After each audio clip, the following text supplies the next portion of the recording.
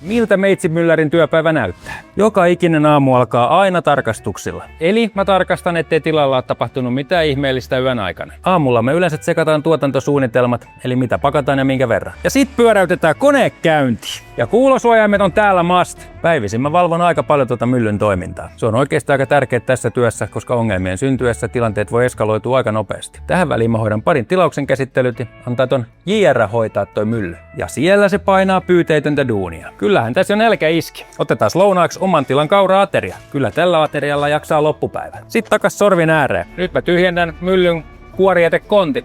Kiire seuraaviin hommiin. Kohta kuljetusyhtiö tulee hakemaan muutaman lavan tavaraa. Laitetaan ne valmiiksi. Olisikohan se pienen lepohetken aika?